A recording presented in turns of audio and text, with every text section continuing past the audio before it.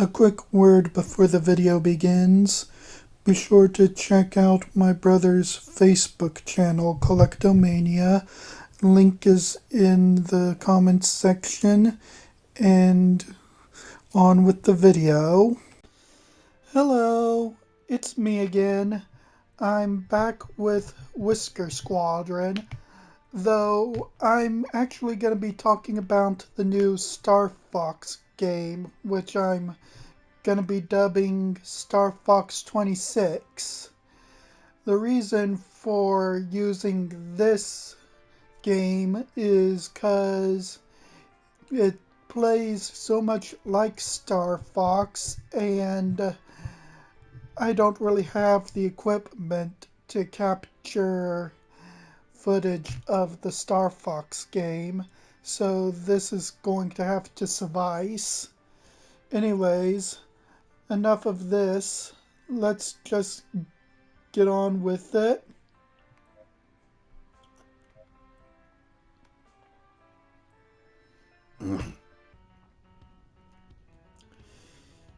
Anyways, so the first thing to note is that it's just Star Fox 64. That's it.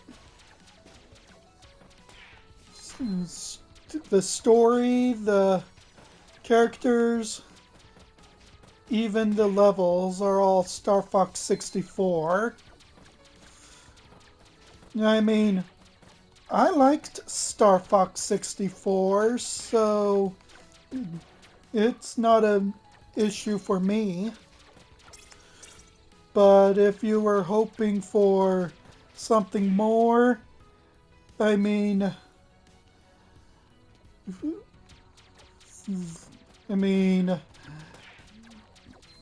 it does have a little more, just not a whole awful lot. And speaking of more, the stuff that it does add is actually is rather impressive. The new cutscenes adds a lot of context for the, well, not a lot of contexts, but more than what the original Star Fox 64 provided, which I realize isn't saying a whole lot, but just go to any video on YouTube, go to any compilation on YouTube, and you'll see what I'm talking about.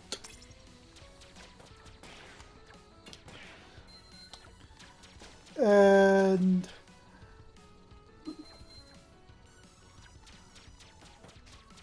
another benefit to the cutscenes is giving the characters, well, actual character.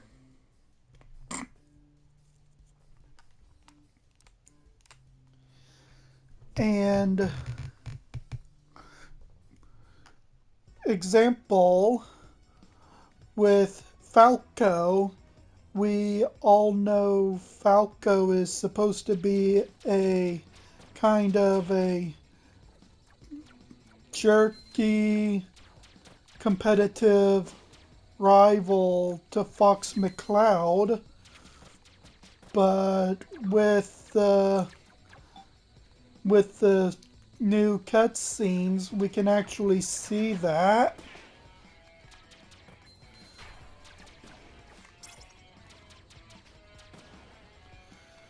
Of course, one notable strike would probably be how a number of cutscenes, in fact, a number of character interactions in general, actually spoils some of the secrets that you'd had to look for in the original game,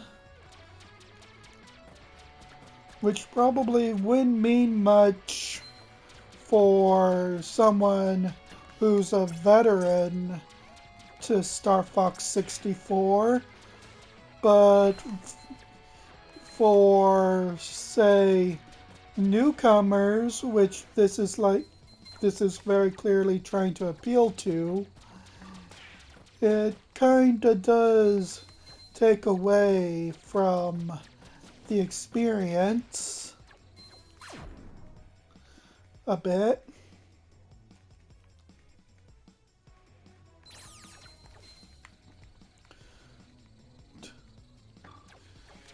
And speaking of experience, the controls are, well, again, Star Fox 64, but it's Star Fox 64, but better. That really is the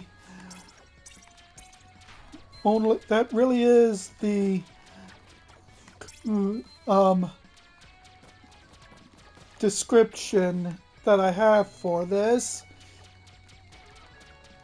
So it's your basic on-rails shooter where you dodge obstacles, shoot at enemies, and then beat a boss at the end. It's very simple, but the controls are actually quite smooth, and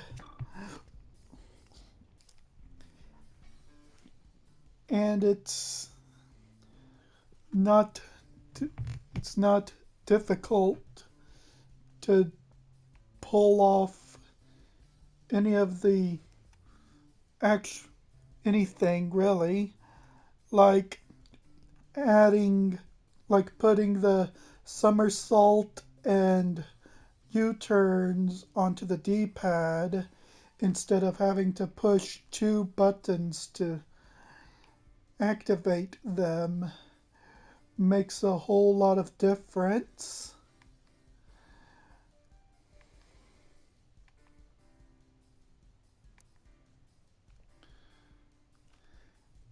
Another, and also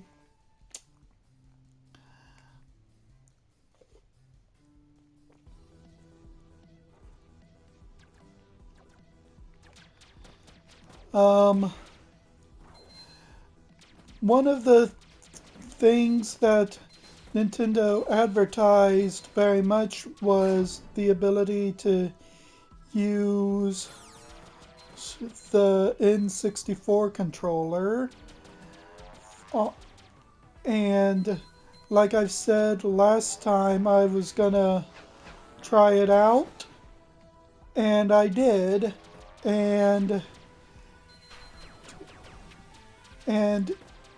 it really did work very well. It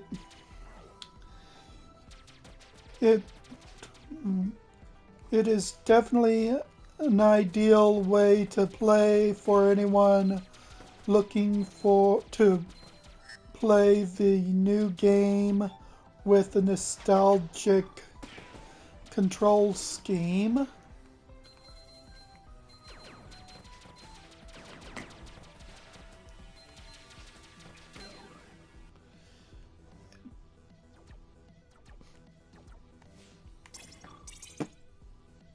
But to be honest,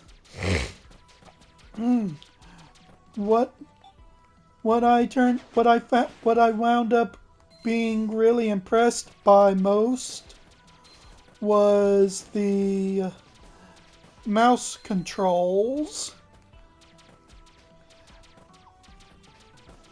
I it it was so much. I was impressed by how much easier it was to aim with the mouse cursor.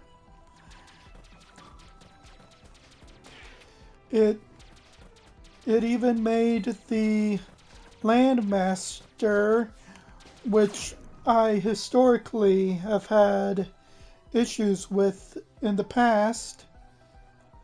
Mouse controls somehow made the Landmaster an enjoyable experience. But what really impressed me was how easy Starwolf turned out to be when using mouse controls.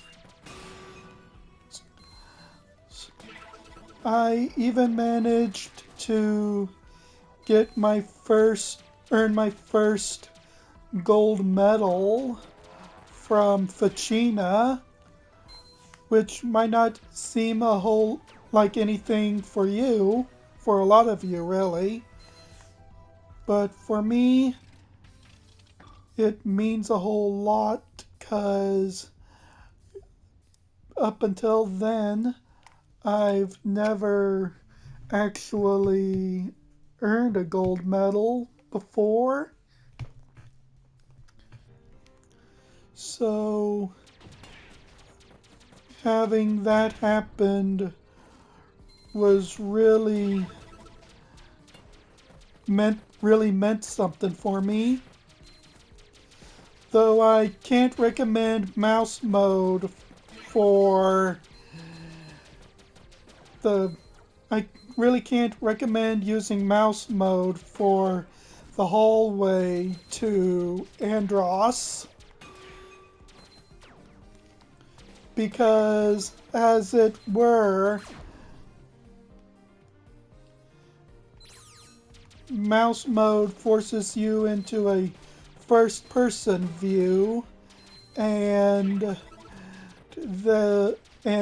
trying to navigate through the hallway with that, it was really easy to bump into the walls.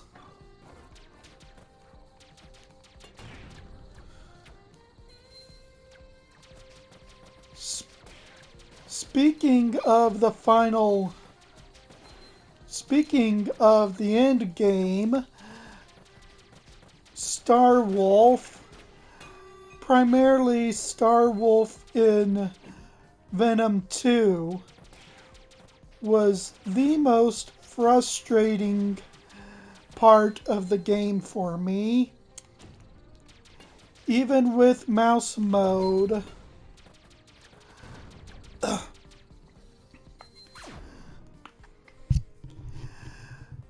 up until that point, I've actually done really well throughout every single one of my playthroughs, exceptionally. But whenever I got to Venom 2, it was just a complete downhill spiral. Not even a spiral, even. It was more like a plummet.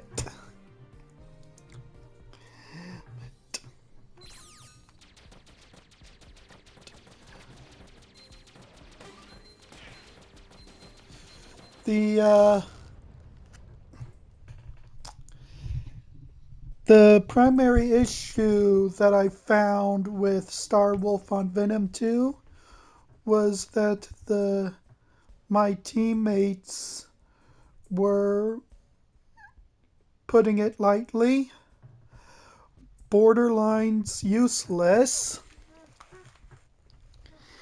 Like, seriously, there's a reason people joke about the Star Fox team being borderlines useless, and that is very much because they are borderline useless. Of all the changes they've made to Star Fox 64, I'm surprised that the Allies wasn't among them. And on top of that, whenever one of your allies were downed, the Star Wolf member that was specifically designed to target that member would then switch over to targeting you. So it would be very easy for the entirety of Star Wolf to just gang up on me, resulting in me using 9 continues. Count them. 9 continues on one level. Not even the true form of Andross was that frustrating. I'm not even being dramatic here. It turned out to be a little easier with mouse mode, but it was still not an easy win.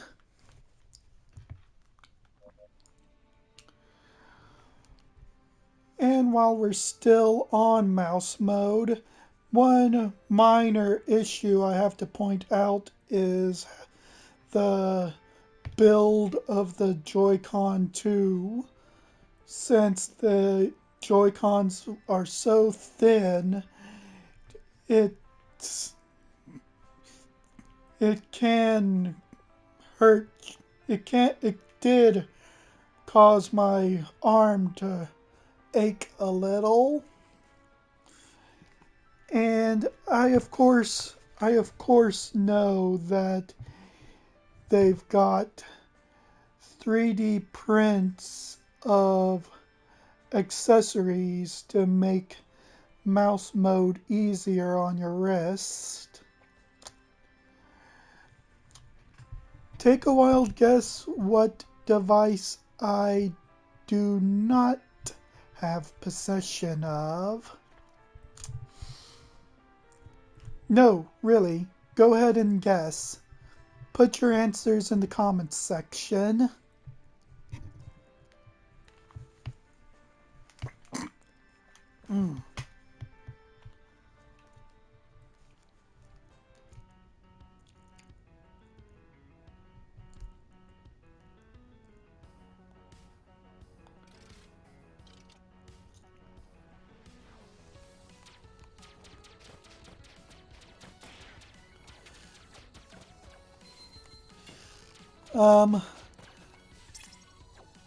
The next thing I would like to point out is that, well, another fun addition they've made to the game is the Holo Viewer, which basically gives little lore tidbits on characters as well as the locations and characters and even events. So for anyone looking for the lore of the game, Star Fox 26 has you covered.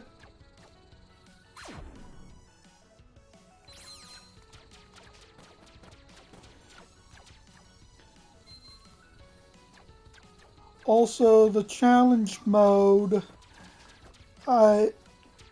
adds a lot for replay value, which I know is something a lot of people say about, well, everything, but I truly mean it when I say the challenges adds a lot.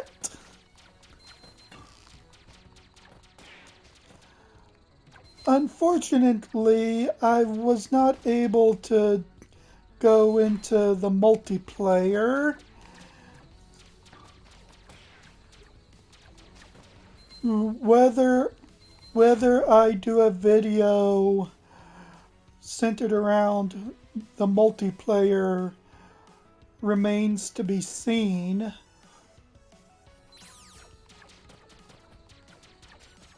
But unfortunately, I was not able to get anything related to that, except for the avatars. Another thing that was heavily advertised by Nintendo.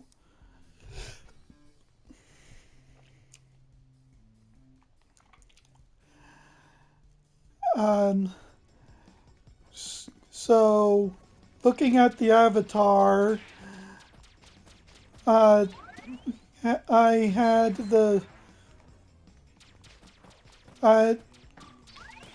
my thoughts on the avatar is it seems to work. Unfortunately, it would appear that it it would seem that the height of the camera as well as positioning plays a crucial factor in how well the avatar tracks you. Lighting also seems to be a key factor, which with my current room's setup is I don't have very good lighting. Also, I've using the Piranha Plant camera, which I am pleasantly surprised that the avatar worked with that camera, but it's a welcomed surprise all the same.